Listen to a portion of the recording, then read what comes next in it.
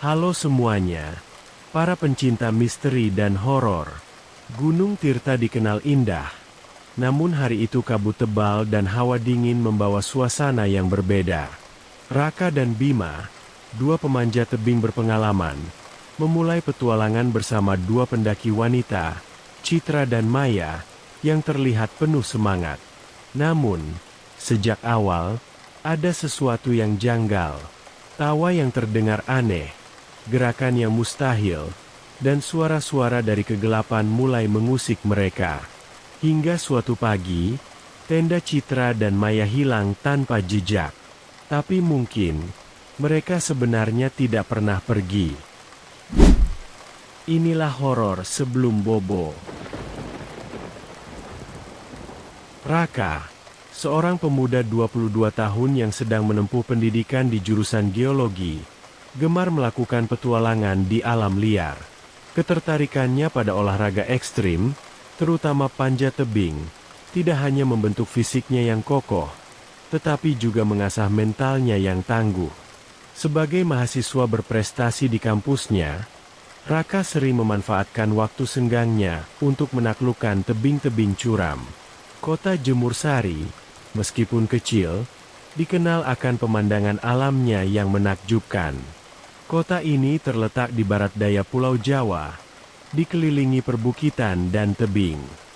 Tetangganya, Bima, yang tinggal hanya satu blok dari rumah Raka, juga penggemar olahraga ekstrim. Bima, seorang pemuda berusia 23 tahun yang telah lama bersahabat dengan Raka, memiliki semangat yang sama dalam mengejar adrenalin.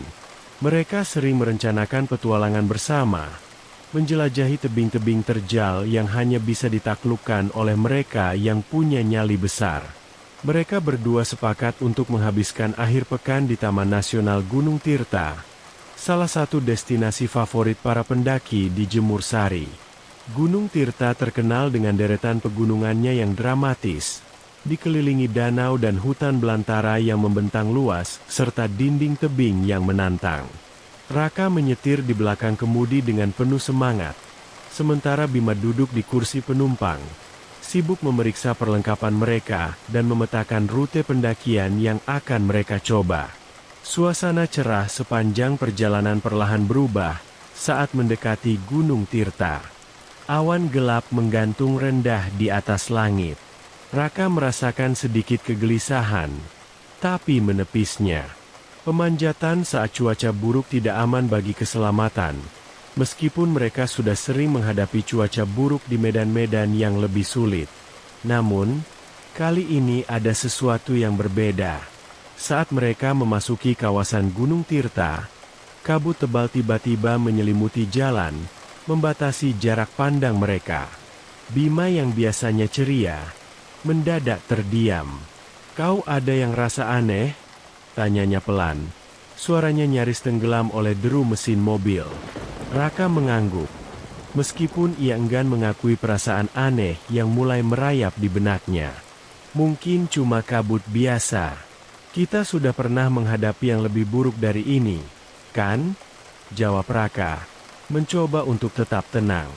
Kabut tebal menyelimuti Taman Nasional Gunung Tirta saat Raka dan Bima tiba. Mereka memarkir mobil di area perkemahan yang sepi. Langit mendung menciptakan bayangan samar di atas puncak-puncak tebing yang menjulang. Udara terasa lembab, dingin perlahan meresap hingga ke tulang. Mereka telah merencanakan akhir pekan yang penuh petualangan untuk mendaki tebing terjal yang menantang di tengah keindahan alam liar ini. Setelah mendirikan tenda dan menyiapkan peralatan, suasana sedikit lebih ringan. Mereka tak sendiri. Di dekat sana, dua gadis muda tampak sibuk dengan perlengkapan mereka sendiri. Raka memperhatikan dari kejauhan, lalu tanpa bicara, Bima melambaikan tangan, memberi isyarat. Raka mengangguk, membiarkan sahabatnya memulai percakapan. Citra dan Maya, keduanya berusia 21 tahun, berasal dari Jakarta. Wajah mereka menunjukkan semangat petualangan. Citra berambut coklat dengan kulit putih, Sementara Maya dengan rambut hitam pendek tampak lebih energik dan tak sabar untuk segera memulai. Mereka juga datang untuk merasakan sensasi memanjat tebing-tebing Gunung Tirta yang legendaris. Percakapan awal terasa ringan dan bersahabat, penuh senyum dan tawa.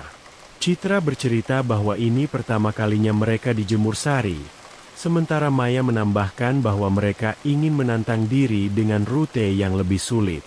Bima, yang selalu terbuka terhadap petualangan, langsung menyarankan agar mereka berlatih bersama. Keduanya tampak ragu sejenak, namun akhirnya setuju. Mereka berempat memulai perjalanan ke jalur tebing yang sudah dipetakan Bima. Kabut sore itu seakan enggan pergi, menutupi pandangan mereka ke arah puncak-puncak tinggi yang menjulang. Namun semangat mereka tak terbendung. Bagian dari petualangan yang mereka cari. Saat mulai memanjat, Maya, dengan postur yang lebih kecil dan gesit, bergerak lebih cepat dari Bima yang lebih kekar. Terdengar suara napas berat dan gesekan tali menjadi irama pemanjatan mereka. Citra dan Raka berada yang melihat dari bawah, mengikuti ritme yang lebih hati-hati namun, saat sedang melakukan pemanjatan, Raka mulai merasakan sesuatu yang mengganggu. Di balik kabut, sesekali ia menangkap kilasan bayangan, seolah ada sesuatu yang bergerak cepat di celah-celah tebing. Sekejap, seperti gerakan samar, lalu lenyap begitu saja. Raka mencoba mengabaikannya, menganggap itu hanya permainan cahaya di antara kabut tebal. Tapi, perasaan diawasi terus menghantuinya. Setiap kali ia melihat ke sekeliling, tak ada apa-apa. Hanya pemandangan batuan besar yang dingin dan tak bernyawa. Namun, dalam diam, perasaannya semakin kuat. Sesuatu yang tak wajar bersembunyi di antara mereka. Kabut mulai menyelimuti lebih tebal, mengaburkan pandangan mereka. Napas Raka semakin berat, bukan karena kelelahan, tapi karena kegelisahan yang merayap perlahan. Tanpa kata, ia melirik ke arah Citra, yang tampak tenang dan fokus. Namun, tak ada yang bisa meredam desiran samar ketakutan yang mulai merayap di dalam dirinya. Raka kembali menyadari kejanggalan. Saat sedang berada di tebing, Citra dengan santai melakukan gerakan lompatan dari satu pegangan kecil ke pegangan lainnya, dengan cara yang sangat mengesankan. Gerakan itu membutuhkan ketepatan dan kekuatan luar biasa, dan biasanya hanya pemanjat berpengalaman yang bisa melakukannya. Namun, Citra melompat dengan mudah, seperti tidak ada gravitasi yang menariknya. Bima, yang berada di bawah sebagai belayer atau orang yang bertugas memegang dan menjaga tali panjat di bawah, hanya bisa menatap tak percaya. Luar biasa, gumam Bima, meski ada nada keraguan di balik kekagumannya sambil sesekali mengambil foto dan video dengan kamera ponsel. Namun, yang membuat Raka merasa sedikit tidak nyaman adalah cara Citra tertawa setelah mendarat. Tawa itu tidak seperti tawa manusia biasa. Itu terdengar lebih seperti suara bergema yang dingin dan terkesan misterius. Di saat yang sama, Maya juga menunjukkan keanehan yang tak kalah mengganggu. Di salah satu rute, tebing di depannya tampak tidak mungkin untuk dipanjat tanpa menggunakan teknik di mana pemanjat menekan sepatu mereka erat-erat ke permukaan batu yang hampir licin tanpa pegangan jelas. Namun, Maya dengan tenang berjalan menaiki dinding batu itu seolah-olah ia sedang berjalan di permukaan datar. Tidak ada usaha berlebihan, tidak ada ketegangan di wajahnya. Dia melakukannya seolah-olah gravitasi tak ada di sekitarnya. Raka menelan ludah, matanya melekat pada setiap gerakan Maya. Dia benar-benar melakukan itu, pikirnya. Ia menoleh ke Bima yang juga tampak bingung. Setiap kali mereka berhasil melakukan gerakan yang tampak mustahil, Citra dan Maya selalu tertawa dengan suara yang aneh dan misterius. Tawa itu terdengar nyaring di antara tebing-tebing Gunung Tirta yang sepi, bergema dengan nada yang tak wajar. Bukan sekadar tawa lega atau bahagia setelah berhasil menyelesaikan rute sulit, tetapi seperti tawa yang keluar dari tempat yang gelap dan dingin. Saat mereka memanjat lebih jauh, keganjilan semakin menjadi-jadi. Di rute yang paling sulit, sebuah tebing yang hampir vertikal tanpa banyak pijakan atau pegangan, Maya tiba-tiba melompat. Bukan gerakan pemanjat biasa, tapi sangat membutuhkan keahlian tinggi. Tangannya seolah tidak membutuhkan pegangan. Kakinya menempel di dinding seperti magnet. Raka hanya bisa memandangi dengan mulut ternganga. Bima, ini tidak masuk akal, bisik Raka. Suaranya bergetar, mulai merasakan hal yang sangat tidak wajar. Bima tidak menjawab, hanya menatap dengan mata lebar. Ketegangan di udara semakin terasa, dan Raka mulai merasakan desiran ketakutan merayap di bawah kulitnya. Setiap gerakan Citra dan Maya, meski indah dan terampil, semakin lama semakin terasa salah, seolah mereka bukan pemanjat atau manusia biasa. Raka tak bisa mengusir perasaan bahwa ada sesuatu yang lebih dalam dari sekadar keterampilan kedua gadis itu. Setiap kali mereka mendekat, ia merasakan hawa dingin yang menyelimuti tubuhnya, seperti napas es yang datang entah dari mana. Citra dan Maya semakin lama semakin aneh, dan Raka mulai bertanya-tanya siapa sebenarnya gadis-gadis ini. Meskipun merasa ada yang ganjil, keduanya mengakhiri sesi latihan panjat saat gelap mulai turun. Mereka kembali ke tenda masing-masing. Malam itu, setelah seharian memanjat tebing, Raka, Bima, Citra, dan Maya berkumpul di sekitar api unggun. Api menjilat-jilat udara, menciptakan cahaya oranye yang menerangi wajah mereka di tengah gelapnya malam pegunungan. Suasana awalnya santai. Mereka tertawa, berbicara tentang pengalaman mendaki yang pernah mereka jalani, saling berbagi kisah tentang tantangan dan adrenalin yang menyatu saat kaki menjejak batu curam dan jari-jari mencari pegangan di permukaan yang licin. Citra dan Maya bercerita dengan semangat, seolah mereka tidak asing dengan risiko, bahkan bersemangat ketika berbicara tentang tebing-tebing paling berbahaya. Sesekali mereka mengabadikan kebersamaan dengan kamera ponsel. Namun, malam itu mulai terasa berbeda ketika percakapan mereka tiba-tiba mendengar suara lolongan serigala yang memecah kesunyian. Suara itu terdengar jauh di antara pepohonan yang mengelilingi area perkemahan. Namun semakin lama, lolongan itu terdengar lebih dekat. Suara serigala yang biasanya terdengar satu kali ini bersahut-sahutan, membentuk harmoni yang tidak wajar, seperti panggilan yang bergema di seluruh lembah. Raka dan Bima saling bertukar pandang, merasa canggung. Raka berusaha mengabaikan rasa tidak nyaman itu, mencoba mengalihkan perhatian dengan bercanda. Namun, lolongan itu tidak bisa diabaikan. Setiap lolongan memiliki nada yang berbeda. Ada yang terdengar panjang dan serak, sementara yang lainnya pendek dan tajam. Tak hanya serigala. Sesekali, terdengar suara seperti langkah kaki berat di kejauhan, suara ranting yang patah dengan bunyi yang nyaring, dan suara burung hantu yang tidak biasa seperti jeritan, bukan pekikan. Suara hutan di Gunung Tirta malam itu berbeda dari malam-malam biasa. Seakan ada sesuatu yang bersembunyi di balik kegelapan. Ada sesuatu yang aneh malam ini, gumam Bima.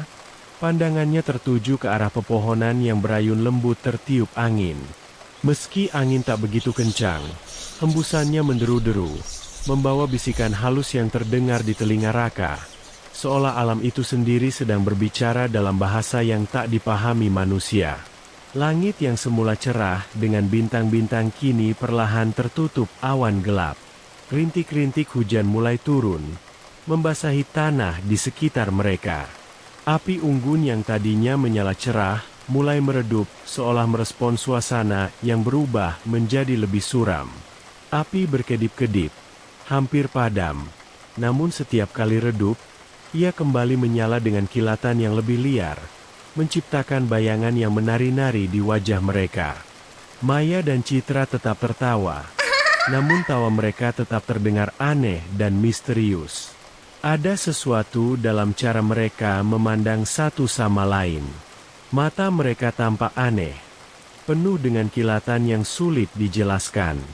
Raka sesekali melihat ke arah mereka, merasa ada sesuatu yang salah, tetapi ia tidak bisa benar-benar menangkap apa yang mengganggunya. Mungkin karena lelah atau mungkin karena malam itu terasa begitu tidak wajar. Raka memutuskan untuk tidak memikirkannya terlalu dalam. Sesaat kemudian, angin berbisik lebih kencang. Terdengar seperti seseorang sedang berbicara di antara hembusannya. Telinga Raka menangkap nada samar di dalamnya. Namun ia tidak bisa memahaminya.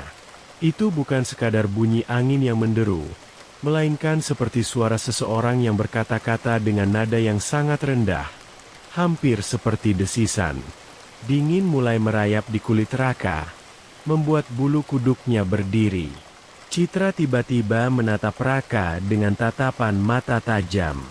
Sesuatu di dalam mata Citra membuat darah Raka berdesir. Sekilas, ada kilatan aneh, seolah bola matanya tidak benar-benar milik manusia.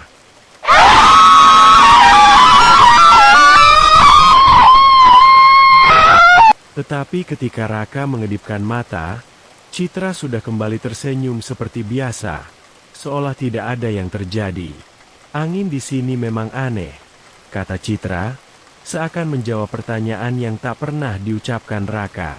Suaranya terdengar seperti menyindir, seolah ada rahasia yang hanya dia dan Maya yang tahu. Bima, yang biasanya lebih keras kepala dan pemberani, tampak mulai gelisah. Kurasa kita harus masuk ke tenda sebelum hujan semakin deras, katanya, mencoba mengakhiri percakapan yang mulai terasa tak nyaman. Namun, sebelum mereka sempat bergerak, terdengar lolongan serigala lagi. Lebih dekat, lebih mengancam.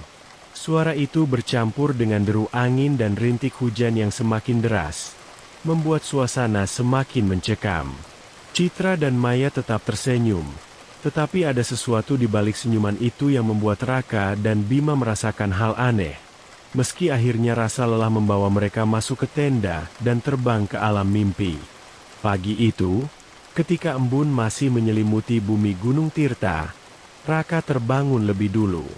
Udara dingin menggigit kulitnya saat ia keluar dari tenda, menghirup dalam-dalam aroma hutan pegunungan yang segar. Namun anehnya, kali ini terasa ada yang berbeda. Suasana yang biasanya menenangkan kini dipenuhi dengan perasaan aneh, seolah ada sesuatu yang tidak pada tempatnya. Kabut masih tipis di antara pepohonan, memberikan bayangan samar dari segala sesuatu di sekitarnya. Raka memandang ke sekitar, matanya tertuju pada tempat di mana tenda Citra dan Maya seharusnya berada. Ia mengernyitkan dahi. Tenda mereka hilang. Semua yang semalam ada di situ, tenda, peralatan, bahkan jejak langkah kaki di tanah, semuanya lenyap seakan tak pernah ada. Tidak ada bekas pasak tenda yang tercabut. Bahkan tanah di tempat itu terlihat begitu mulus, seperti tidak pernah disentuh sama sekali. Bima, panggil Raka. Suaranya sedikit gemetar, meski ia mencoba menutupi kegugupannya. Bima yang masih setengah tertidur menggeram pelan sebelum akhirnya keluar dari tenda dengan wajah bingung. Ada apa? Bima bertanya dengan suara serak, masih mencoba memahami situasi. Lihat, tenda mereka. Raka menunjuk ke arah yang seharusnya menjadi tempat perkemahan Citra dan Maya. Bima segera menajamkan pandangannya, dan ekspresi wajahnya berubah seketika. Ia berjalan mendekati tempat yang kini kosong itu. Keningnya berkerut. Mereka pergi, tanya Bima. Suaranya rendah, namun penuh kebingungan. Raka mendekat, memperhatikan lebih seksama. Tidak ada satupun tanda bahwa tenda pernah berdiri di sana. Biasanya, Bahkan dengan peralatan yang paling rapi sekalipun, pasti ada jejak, bekas tanah yang terinjak, rumput yang patah, atau sisa makanan yang tercecer. Tapi tidak ada sama sekali. Segalanya tampak begitu bersih dan belum tersentuh. Ini aneh, gumam Raka. Rasa tidak enak semakin merayapi benaknya. Kita ngobrol sama mereka sampai malam, dan tenda mereka ada di sini. Tapi sekarang, mungkin mereka pergi pagi-pagi.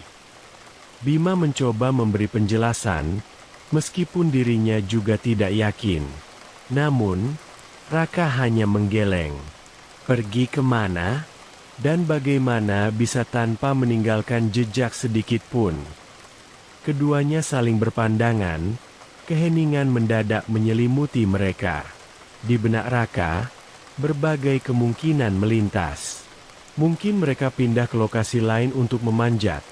Mungkin mereka melanjutkan pendakian ke puncak Gunung Teewinot, atau mungkin mereka memutuskan pulang lebih awal. Tapi tak ada satupun dari alasan-alasan itu yang menjelaskan bagaimana segala sesuatunya bisa menghilang tanpa bekas. "Kamu dengar apa semalam?"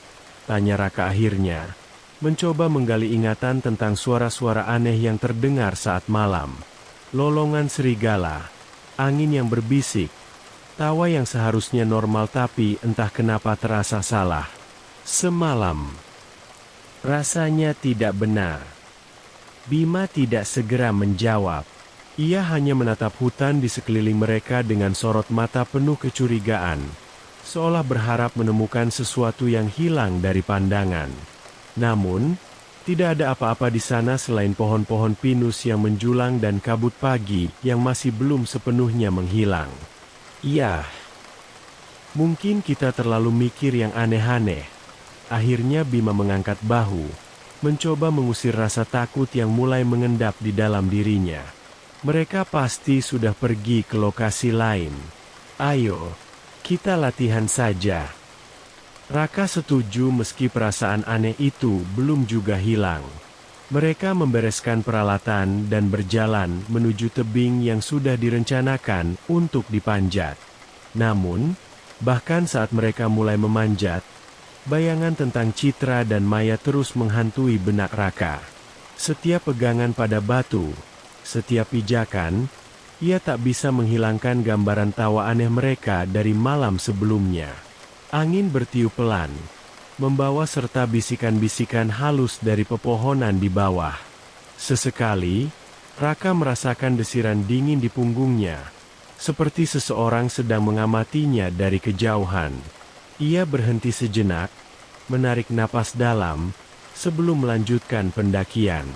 Sore harinya, setelah selesai latihan dan bersiap untuk pulang, perasaan tidak nyaman itu semakin kuat. Ketika mereka tiba di area perkemahan untuk mengemas barang-barang, Raka menoleh ke arah tempat di mana tenda Citra dan Maya kemarin berdiri. Kali ini, ia merasa yakin bahwa mereka tidak akan menemukan jejak apapun. Tempat itu kosong, sunyi, seolah tidak pernah ada siapapun selain mereka berdua di situ. "Kita harus pergi dari sini," gumam Bima tiba-tiba. Suaranya tegas. "Ada sesuatu yang salah dengan tempat ini."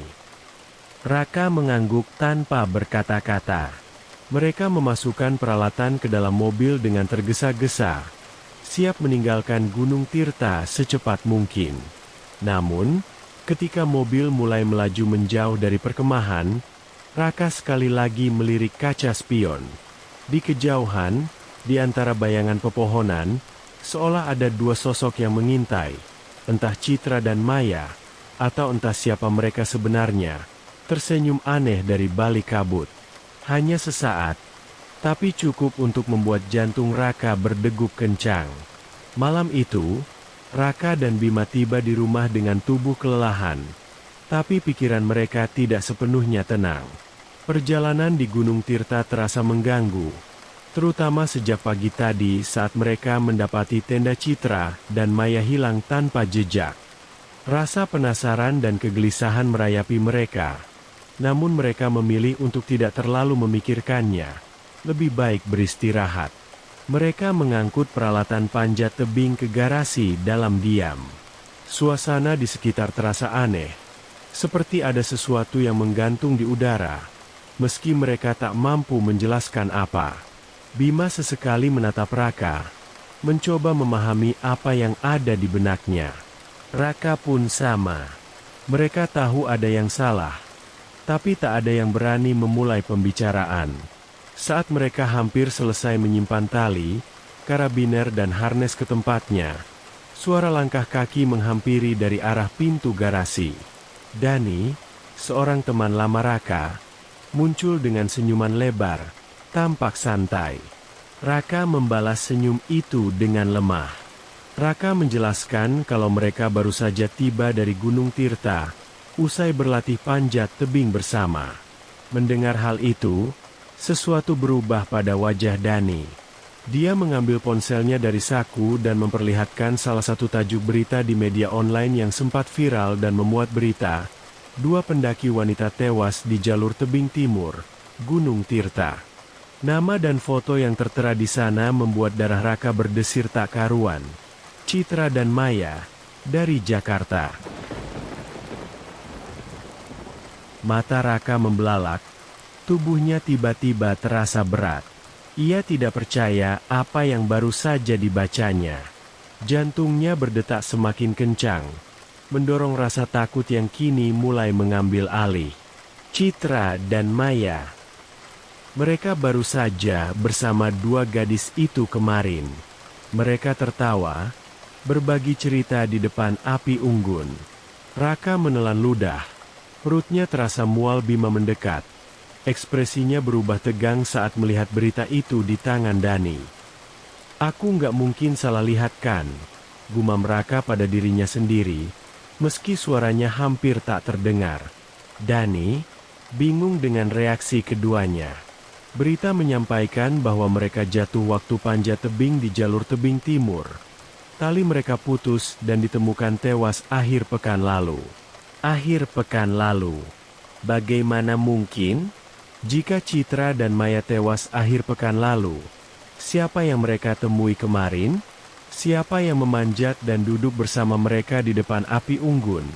Tertawa dan bercerita tentang petualangan? Tiba-tiba, Raka merogoh kantongnya, mengambil ponsel dengan tangan yang sedikit gemetar. Ia membuka galeri foto, berniat memeriksa rekaman video dan foto yang diambilnya selama pemanjatan. Namun, semakin lama ia menggulir layar, semakin kuat rasa mual di perutnya. Yang dia lihat hanya layar kosong. Tidak ada apa-apa di sana. Foto-foto yang seharusnya ada, foto dan video Citra dan Maya saat memanjat, pemandangan kabut di Gunung Tirta, semuanya hilang. Hilang tanpa jejak, seolah-olah tidak pernah ada. Bima, yang memperhatikan Raka dengan gugup, juga mengeluarkan ponselnya dan melakukan hal yang sama. Hasilnya sama, kosong. Tak ada foto, tak ada video, tak ada bukti bahwa mereka pernah bersama Citra dan Maya. Udara di garasi tiba-tiba terasa dingin, lebih dingin daripada sebelumnya. Bulu kuduk Raka berdiri, sementara Bima mulai bergetar. Suasana yang tadinya hanya aneh, kini berubah menjadi menakutkan. Wajah-wajah Citra dan Maya yang terlintas dalam ingatan mereka tiba-tiba terasa jauh lebih menyeramkan. Mereka tertawa bersama, namun kini tawa itu terdengar dingin dan hampa di benak Raka, seperti sebuah gema dari sesuatu yang sudah lama mati. Dani, yang belum sepenuhnya memahami apa yang terjadi, hanya menatap mereka dengan kebingungan. "Kalian beneran ketemu mereka?" tanyanya. Masih belum mengerti seberapa dalam ketakutan yang merayapi Raka dan Bima. Raka tidak menjawab. Ia hanya berdiri di sana, merasa terjebak di antara kenyataan dan mimpi buruk. Tak bisa memahami apa yang telah terjadi. Suaranya tertahan di tenggorokan, sementara pandangannya kabur. Di kepalanya hanya satu pertanyaan yang terus berputar. Jika Citra dan Maya sudah mati, Siapa yang mereka temui kemarin?